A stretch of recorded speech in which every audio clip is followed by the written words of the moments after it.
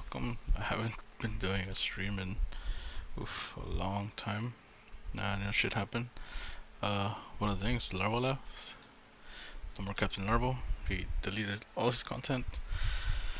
Uh, and all the shit that he ever had. I don't know what happened. We still will miss Larva. Oh well. So I've been playing the Stanley Parable. I'll upload the rest of the part because I started playing the game a little while ago. But this is just funny. He's talking about the trophies right now, so let's continue on. Infuriated and I'm offended, and I intend to find these people on Twitter and hold them personally accountable.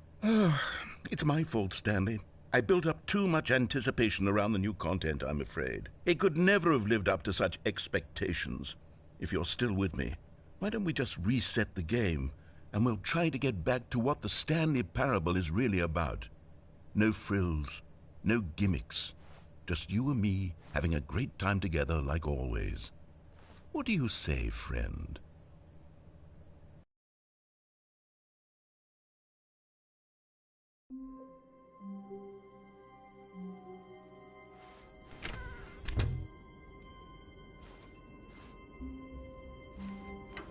Psst! Stanley! Come over here! In the vent! I want to show you something!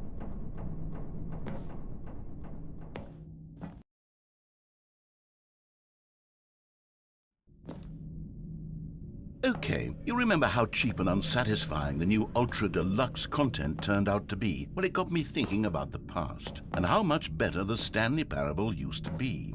So I made something special and tucked it away here where the game's developers won't find it.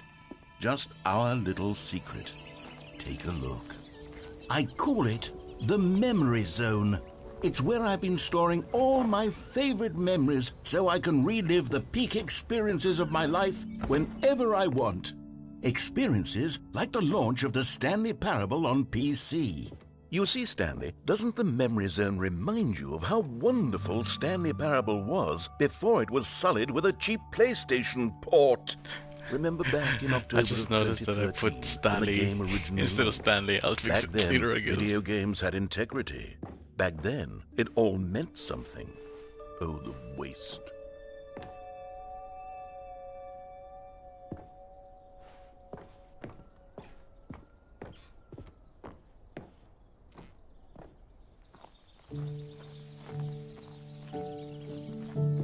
And over here is where I keep reviews of the Stanley Parable. Like this stunning triumph of games journalism, 10 out of 10 from Destructoid.com. James Stephanie Sterling writes, and I quote, "Where so many games that aspire to be more than games end up less than any form of art, Stanley Parable strives and then succeeds to be every game ever created." Did you hear that, Stanley? Every game ever created. That's how grand and all-encompassing the original Stanley Parable was. It was literally every game ever created. It was Skyrim, it was Persona 3, it was all of them, and now it's nothing. It's no games at all. It isn't even the Stanley Parable anymore. It's just a husk now. A lifeless husk with an hour of new elevator content. That's funny. He named two of one of my favorite games of all time.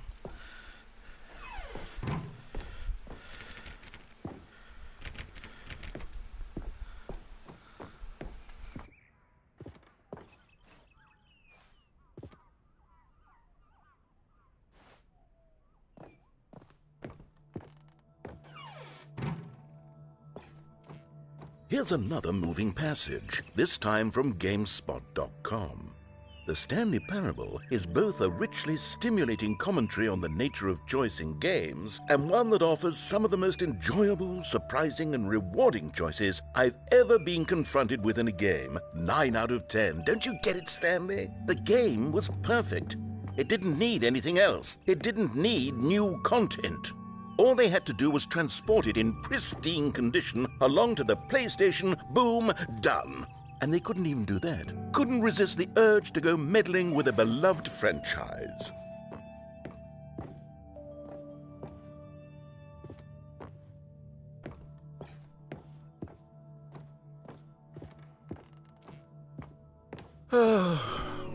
These were simpler times, Stanley. What I wouldn't give to go back, to have it all over again. Wait, hang on. I don't recall this part of the memory zone before. What's this? What's down here? Oh no, oh God, no, Stanley. It's a collection of reviews from Pressurized Gas, the extremely popular online storefront for computer games. I haven't looked at these in years. I can't even imagine what's been collecting down here. Surely these reviews were glowing as well, weren't they? Honestly, I could not be bothered to play this game to full completion. The narrator is obnoxious and unfunny, with his humor and dialogue proving to be more irritating than entertaining. Unfunny! I'm not trying to be funny. I'm trying to make a serious work of art. I suppose I could write up a handful of gags to insert into the Stanley Parable, but the game is already such a densely layered web of profound philosophical insights that I can't even imagine where I'd have the room to stick them.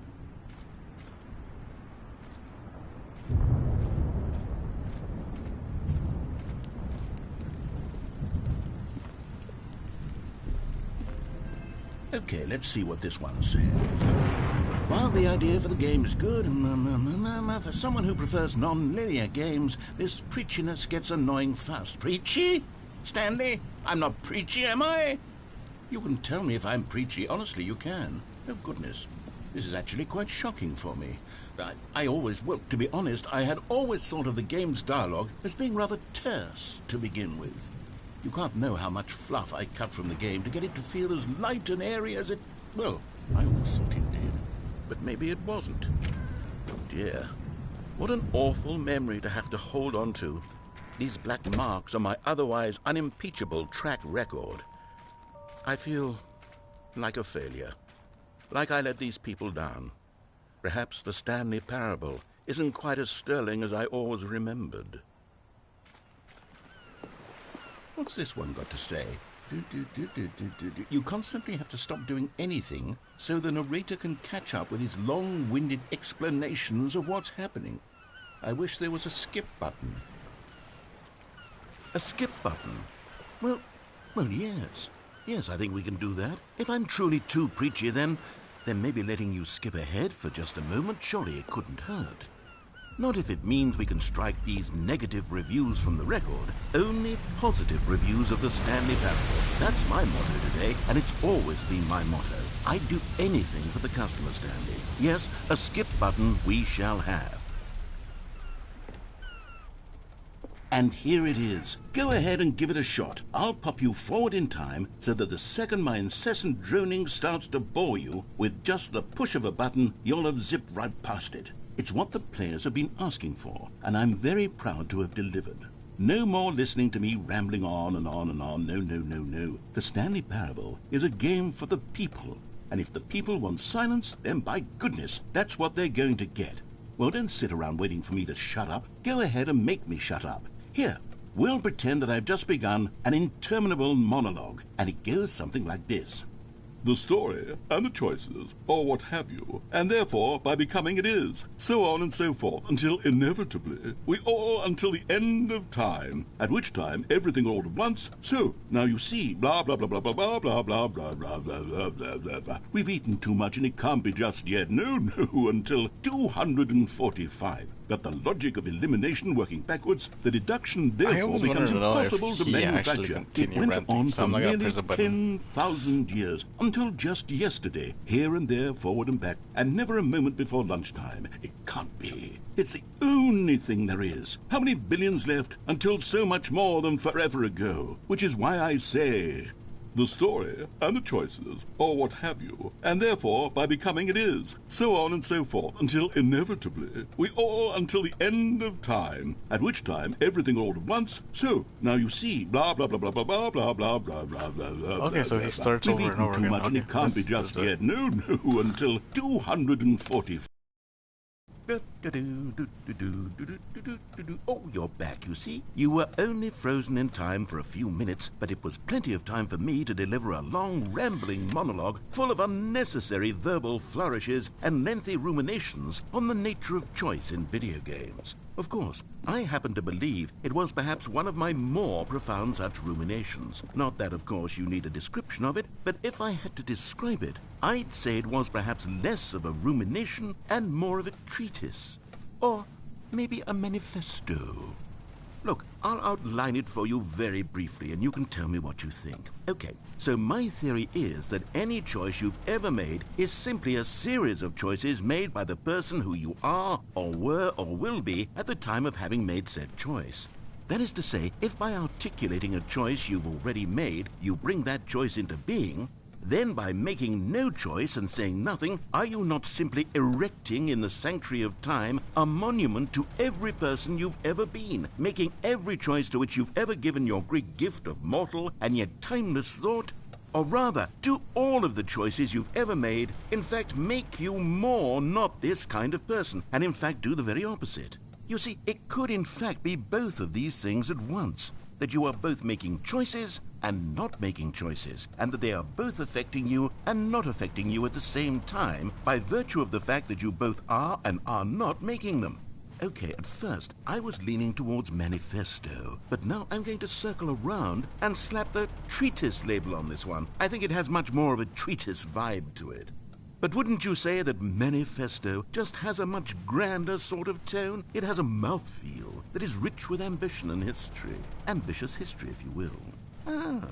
See, now you've gotten me going back to manifesto. Heavens, at this rate, we're going to be here all day. Okay, look, I have a method for exactly this sort of situation, and I do find myself in this situation frequently.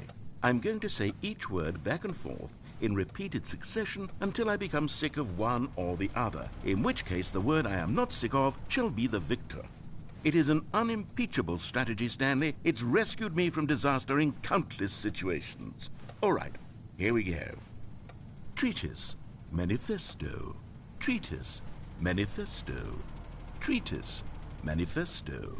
Treatise, manifesto.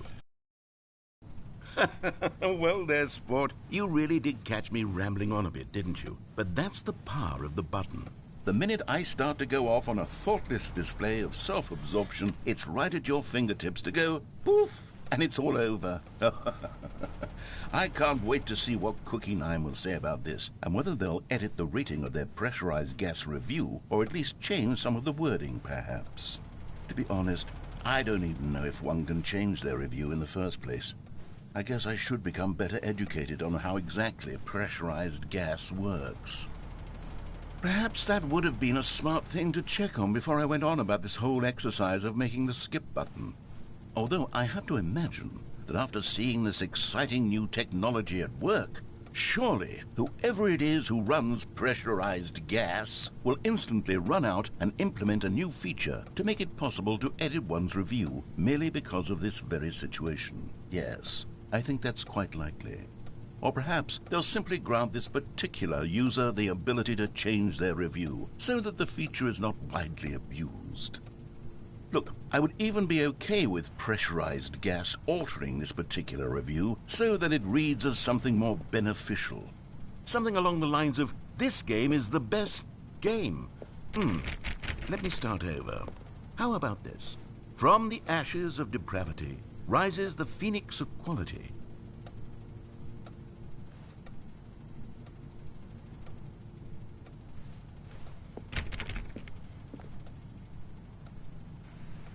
Wow, he actually stopped talking. Huh. Here's me skip. Okay, welcome back, Stanley. Now, I should say that the amount of time the button has been skipping through is becoming longer and longer. That last one was, well, I want to say maybe 30, 45 minutes? It's not unendurable by any means, but it's, well, there's really only so much I can ramble on to myself about. I know, it's shocking, isn't it? But at any rate, I do suggest that we not press the button again. I think the skip button has been aptly demonstrated, and we can say goodbye to it and just... Wait, how do we get out of here? Where did the door go?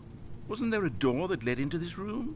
I do feel quite certain that there was one here before. How else would we have gotten into the room in the first place? I don't think one can enter a room without a door of some sort, or a window or something like that. Do you see a window anywhere?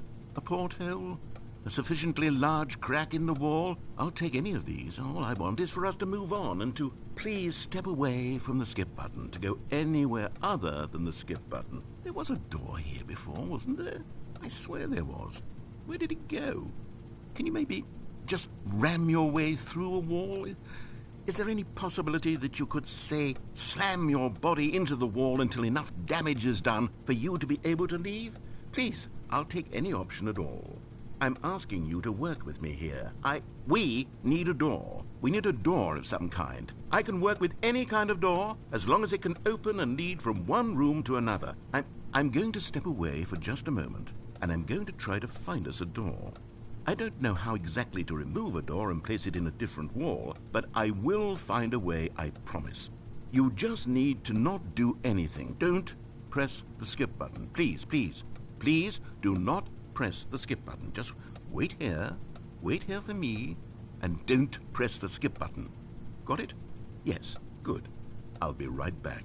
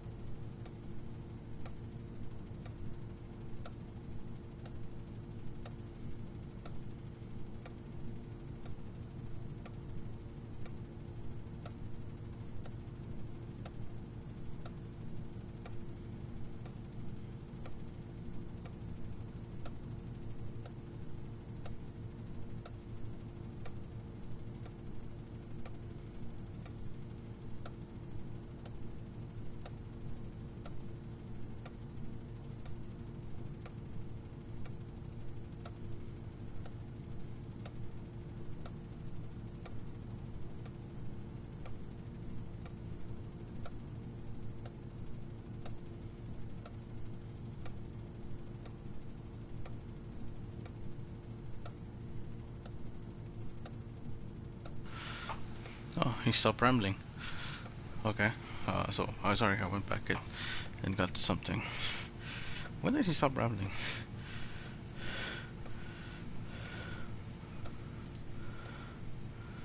Let me check.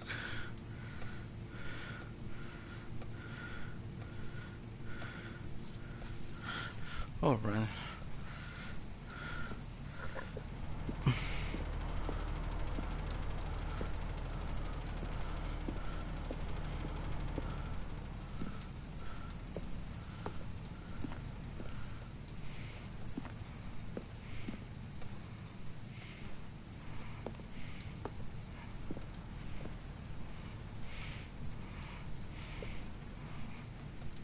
Okay, so he left. Okay, I was just looking up back at Bod. Here, I'm back. Stanley! Stanley, please don't push the button again. It's been 12 hours. You've just been frozen there. I don't know why the skips are getting longer, but they're really, truly getting longer, and my God, there's no way out of the room. Stanley, the door is gone. It's completely gone. I've looked at it from every angle. I've checked every one of those walls 1,000 times, and there's no door, Stanley. There's no door. There's just you and the button, and if you keep pressing it, I have no idea what will happen. I have no idea how long I'll be made to sit here, and more than anything else, I don't know how to stop you from pressing the button again. I can't control anything in this room, Stanley. I can't touch it, and I have to believe, I have to know that sooner or later, no matter how much I plead with you, you're going to press the button again. Why would you? I've been thinking, and I don't know what I can do to convince you otherwise. So I'm gonna just let him rant on and it's until all he because of like, those really quiet. reviews. Those reviews that I couldn't get out of my head. I just couldn't ignore the negative feedback. Why was it so important for me to fix the problem? Why did Cookie Nine's opinion matter so much to me? I've never even met Cookie Nine. I have no idea who they are. What would it ever really matter? But here I am. I'm fixating on every tiny negative thing that anyone ever says about me. The merest mention of one of my imperfections, and I become as impetulant as a child, wild and impulsive. I can't help myself. I can't stop myself from lashing out with a vengeful fury to alter and to change and to break anything unbroken, if only it pleases this one person who made a single negative comment. What does such an impulse serve? For whose benefit is this? And here I am now, stuck in a room, waiting for you to press this button, and to become frozen in time, knowing that you're going to do it, and that I'm going to be stuck all alone, and that I had the power to prevent it all from happening, if only I'd held my tongue. It's all out of my control now. Just you. Just your decision as to exactly when you're going to make me suffer, to leave me all alone. Surely you will. I don't doubt it. Surely you'll press that button again, leaving me here. And surely you'll put your own desire to see what's next ahead of my need for company, for companionship. Surely you'll not be moved by my howls of fitful anxiety that you sit with me and just stay here. Oh, no, no, no, I know you too well. You'll be leaving me. Oh, my God. And it's all because of those reviews that I couldn't get out of my head. I just couldn't ignore the negative feedback. Why was it so important for me to fix the problem? Why did Cookie Nine's opinion matter so much to me? I've never even met Cookie Nine. I have no idea who they are. What would it ever really matter? But here I am. I'm fixating on every tiny negative thing that anyone ever says about me. The merest mention of one of my imperfections, and I become as impetulant as a child, wild and impulsive. I can't help myself. I can't stop myself from lashing out with a vengeful fury to alter and to change and to break anything unbroken, if only it pleases this one person who made a single negative comment. What does such an impulse serve? For whose benefit is this? And here I am now, stuck in a room, waiting for you to press this button, and to become frozen in time, knowing that you're going to do it, and that I'm going to be stuck all alone, and that I had the power to prevent it all from happening, if only I'd held my tongue. It's all out of my control now. Just you. Oh, Stanley, you're back. You're back. Oh, my goodness. I have someone to talk to again. Stanley, I think it's been a week. Or 2 weeks. I've been sitting here all that time. Just sitting here, not a single person to speak with.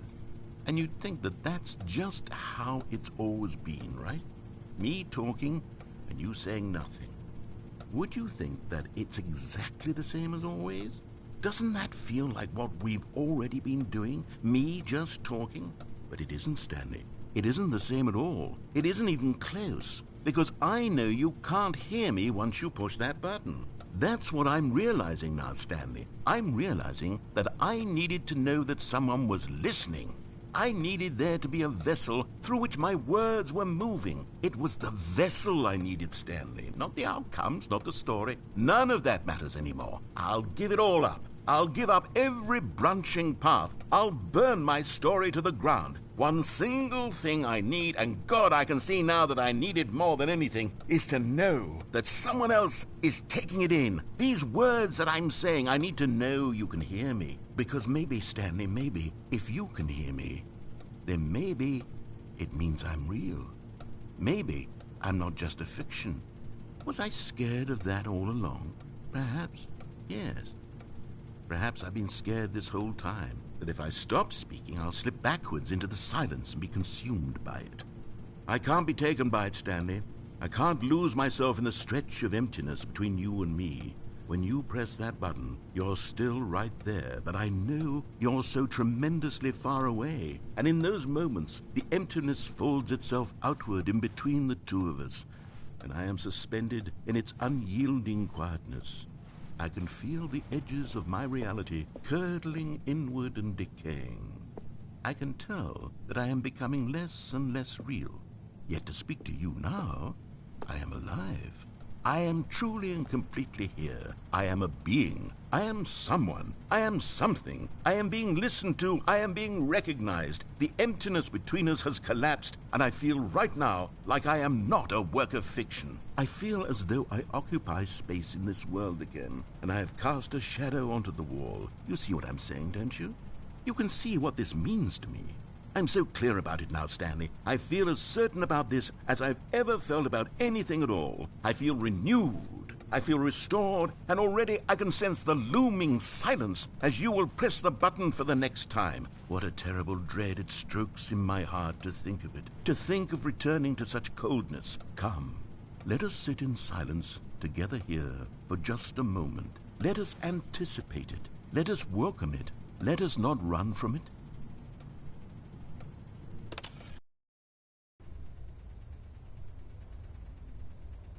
Oh, hello, it's you. You're here again. Welcome.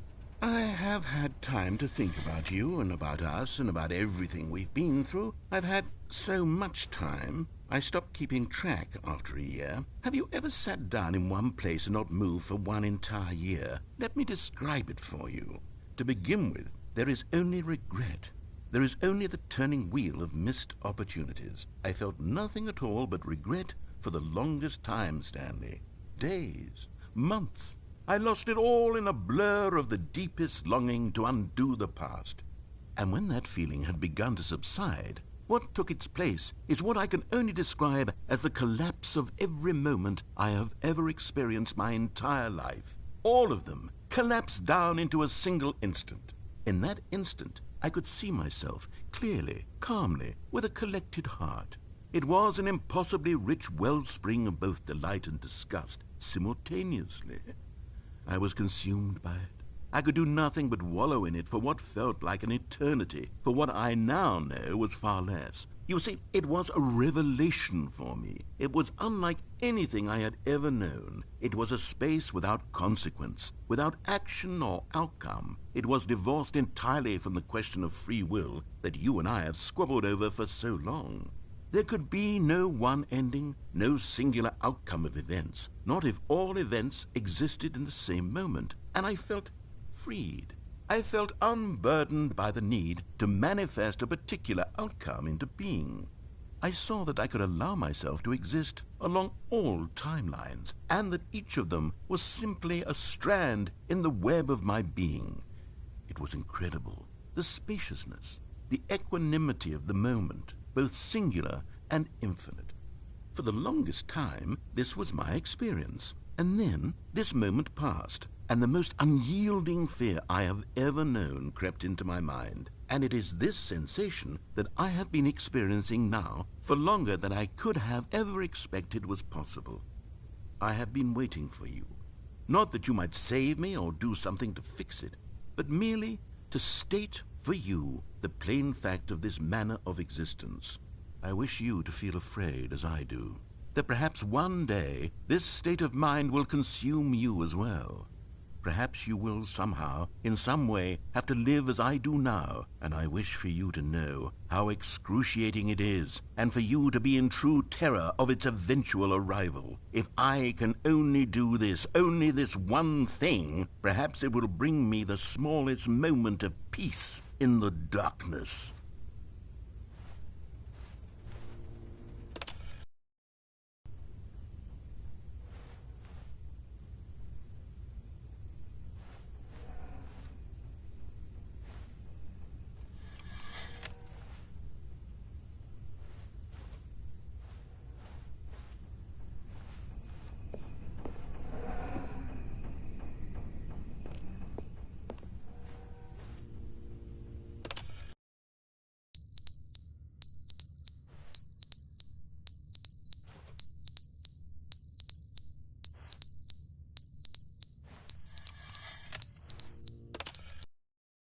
But they didn't understand the game was never meant to be funny. It was meant to have a point. It was meant to speak to the human condition. But where are the jokes? Where are the jokes? They bemoaned, they screamed, they gnashed their teeth and said, "Entertain us." It wasn't enough. They had to leave a pathetic little thumbs-down review and make all of their pitiful demands. But then, "He's talking too much," they said. "First, he didn't entertain us, now he won't shut up. It's the inconsistency, it's the lack of accountability, it's the unwillingness to examine with an uncompromising heart the words that they are speaking into the world." As though there were no consequences for a lack of cohesion in one's assessment of others. But of course, absolutely anyone can leave a review. So here's what we get. We get these demands that seek everything and are accountable to nothing. We get a world where someone will say, "Oh, there should be a skip button. You should be able to freeze Stanley in place," while the narrator sits there forever and ever. We want all of this in the new Stanley Parable. We demand it. And then, because it was said, because it was spoken, now it simply has to happen. The most immediate desires, every single thing demanded by every person at every moment in time. If someone wants it, then it's a crime not to bring it into being. Have we been given to indulging every fleeting whim for no reason other than to do so? Yes! Yes! It seems that this is now the world we live in. It seems that we are a people living in such bleakness and discomfort with ourselves that our entertainment is now our lives. It has come to represent us. It absolutely must speak to who we are as people, because otherwise, without our entertainment, we have nothing. Without entertainment, we would have to face inward toward the cruel bleakness inside ourselves. We would turn to look at our deeper nature and find a resounding emptiness gazing back with unyielding aggression. And so because of this, we require that our amusements and our playthings and our flights of fancy be so impossibly captivating that they consume all of our attention, turn our heads completely away from the bleakness. In effect, we have demanded that our entertainment be the collapse of ourselves. What a pitiful reflection of humanity these entertainments are. What a shameful mirror to the human spirit they project. I'm not mad. I'm not mad about any of this. I'm at peace with it. I am the calm center of gravity around which these perversions hurl themselves. I am a waypoint for reasonable and collected discourse. They're the ones who are mad. They're the ones who couldn't stand the idea of me using my game to try to say something. Maybe they were just jealous of me. Yes, of course. They've been jealous of me this whole time. They are mired in fear and insecurity and cannot help but attempt to tear me down. What a sad state of affairs. When you read these reviews now, you can see it. You can taste the bitter resentment. And my, how good does it feel now to speak truth to these words, to finally allow these thoughts out, contained and managed for so long, neutered and sterilized. At last I am free to truly think, to feel. It must be that they were so discontent with themselves that they couldn't help but leave a negative review on pressurized gas. Perhaps it says far more about them than it ever said about me.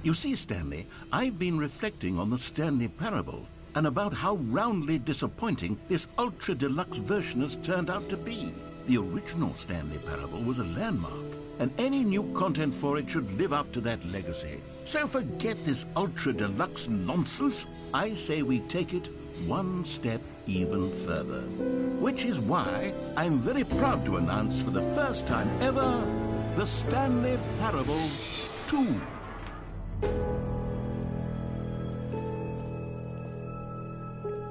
Yes, you see, isn't this far superior to a measly port with a few minor additions? Think of all the new territory we'll cover with a fully fledged sequel. An entirely new experience, built from the ground up. Why, there are so many possibilities. It could go in so many different directions.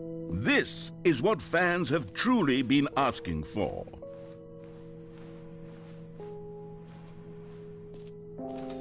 Calling it the Stanley Parable 2 is just so much catchier than Ultra Deluxe, don't you think? Ultra Deluxe? What does it even mean? But the Stanley Parable 2, now that's an artistic statement right there.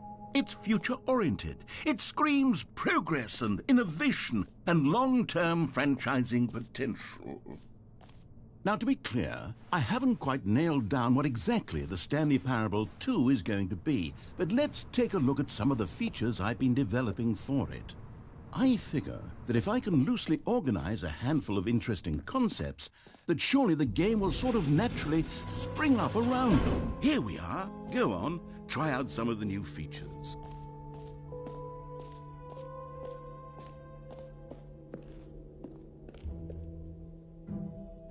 A common complaint of the Stanley Parable was that it was confusing and paradoxical, that it engendered a chaotic sense of reckless despair in those who played it. Well, I'm happy to say that after much consideration, I've engineered a clever solution to this fundamental problem with the game. It's the Stanley Parable Reassurance Bucket. You see, Stanley, anytime you're holding the bucket, a sense of calm and ease will fill your mind and your heart. It's true. As long as you hold on to the bucket, the many disorienting contradictions of the Stanley Parable will feel perfectly normal and perhaps even comforting. You may even come to long for the gentle embrace of jarring cognitive dissonance while the bucket is in your arms. And to be honest, it's a much more convenient solution for me than actually redesigning the game to be less uncomfortable. Can you imagine what a pain in the ass that would be? Yes, the bucket is the perfect solution. Come on, give it a try.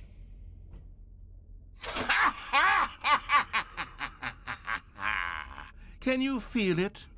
The glow of comfort, even in the face of crushing despair, must already be sweeping through your body. And in fact, can I say that I do believe the bucket lends you an air of charisma as well? I think that just holding it has made you the slightest bit more attractive as a person. The benefits of the bucket seem to go on and on, don't they? All this and more await you in the Stanley Parable 2.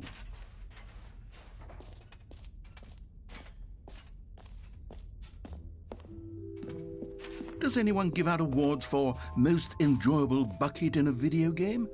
That really should be an award. Okay, I'll be honest, I haven't yet decided on this one.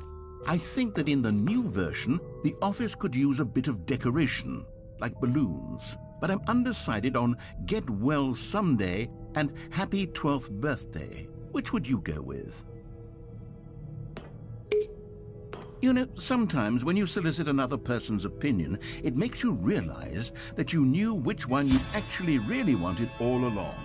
Happy 12th birthday, step-niece, it is.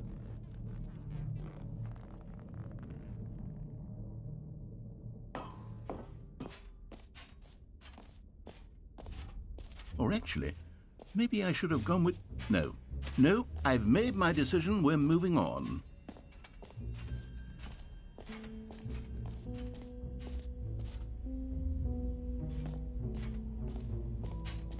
Stanley, here's an idea that I'm truly fond of. It's never been done before in a video game.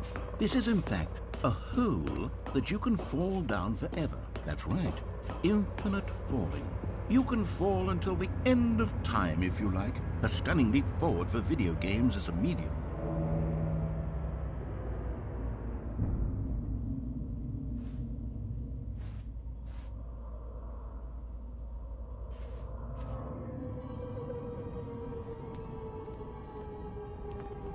You see, isn't it wonderful? One of my more ingenious concoctions, if I do say so. Now then, since you've gotten to see the infinite hole, you can press the teleport button to pop back up to the top, and we can continue onward. Now, I don't mean to be a bummer, but I do recommend you use the teleport button to go back to the top. Maybe do it on the sooner rather than later spectrum of things.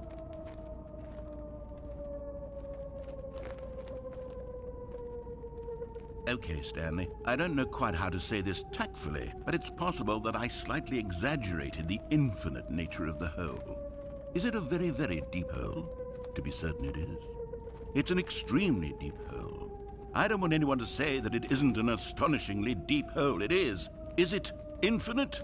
Well, that sort of depends on your definition of infinity. From one perspective, the infinite is merely philosophical in nature. It's more of a... Okay, well, good for you. You found the bottom of the hole. You found me out, Stanley. I'm a liar and a cheat, and you're so clever. Look, I think the issue here is just that you're unusually fascinated by falling. What normal person actually wants to fall infinitely? I figured the hole was as deep as anyone would actually need. Don't you put this on me. Maybe you're the problem. Look, things got a little heated there. I think we both said some things we didn't mean. Why don't we just put all this behind us and agree to just call the hole mostly infinite?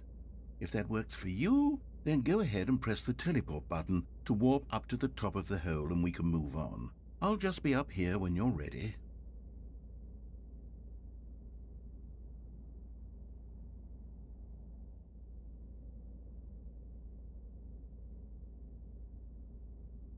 Great. Now, I'm very excited to show... Oh, for heaven...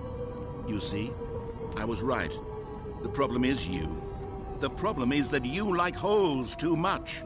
Not normal. A normal person would have said, yep, that's an infinite hole right there. Goes on forever till the end of time. Don't need to see it all, but not you. Oh, no, no, no, no. You have a weird sort of... Oh. Did the hole seem even shorter to you this time? I couldn't help but feel like you spent a little less time in there than you did before. I mean, admittedly, I didn't make an infinite hole, but I didn't think it was that not infinite.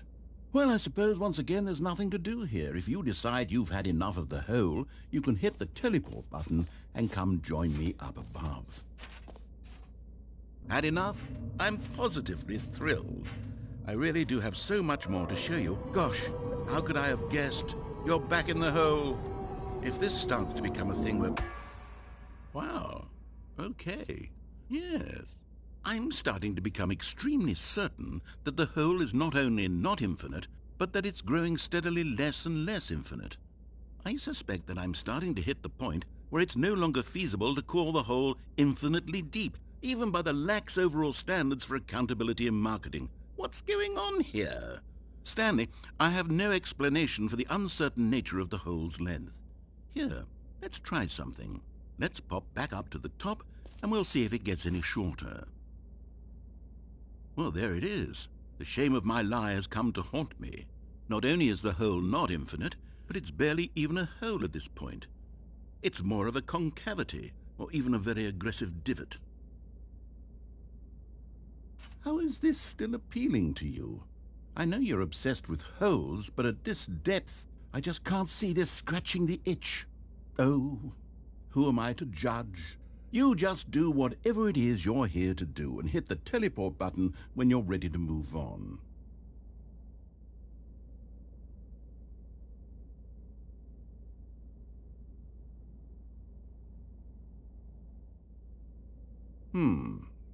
Is the, teleport button not working? You sure? Well, I mean, I really don't have an explanation. It was working just a moment ago. Try it again. Still nothing? Well, I suppose there is one thing I can do to fix this. I'm out. Goodbye, Stanley. You couldn't bear to be away from the hole, and now you'll get more time with it than you could ever have asked for. It's a win for everyone. You get to be with the hole, I get to do literally anything else. Take care, Stanley. I hope you and the whole have a wonderful rest of eternity together.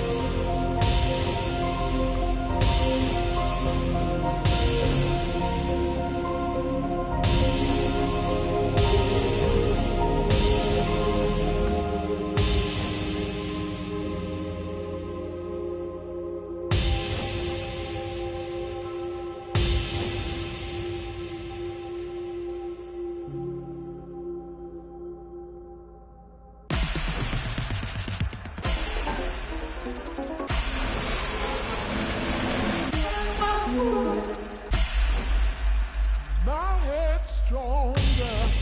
You're no longer using up the space of my.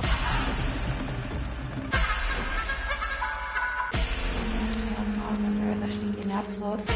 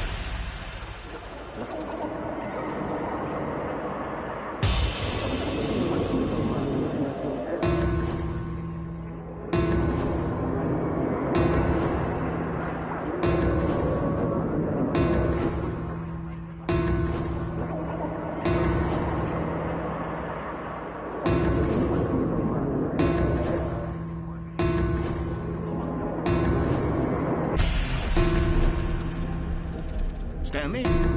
Stanley? Stanley! Oh, good, you're awake. It seems you had sort of dozed off there, drifting away into dreamland. But we can't have that, Stanley, because this hole is just so darn fascinating that I want you to be wide awake for every second of it. You don't want to miss a single moment. So how about if I just pop in from time to time and wake you up to keep you really, truly focused on the hole? From the looks of things, you and I will have many, many years here in this hole, and I'm looking forward to all of them. Stay alert, Stanley. I'll be back. Toodlepip.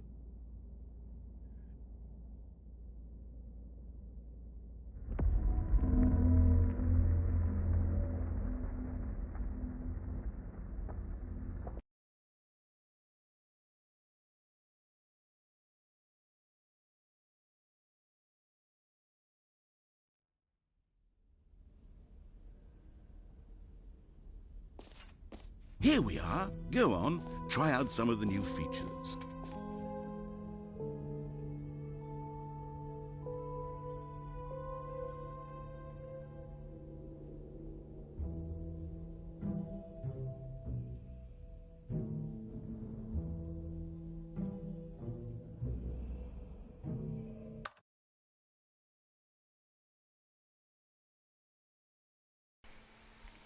sure, I'm gonna leave it here. I'm actually falling asleep since I haven't slept all day, and I'm trying to stay up. So I might play something else a little bit more, you know, um, stuff, I guess. Because I want to stay awake until 3 a.m. It's only been, it's only 1 to midnight, so should return.